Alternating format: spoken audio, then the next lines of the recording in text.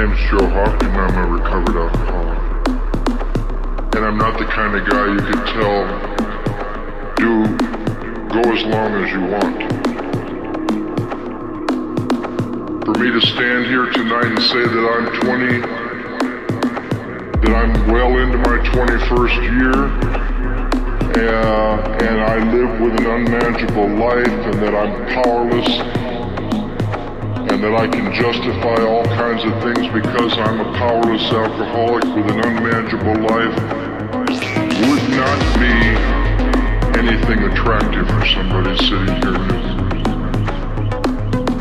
Something came between me and alcohol more than 20 years ago, August 17th, 1982, and that, whatever it is, has been there ever since. And I do not live with an unmanageable life. If I do some stupid thing, it's not because I'm alcoholic.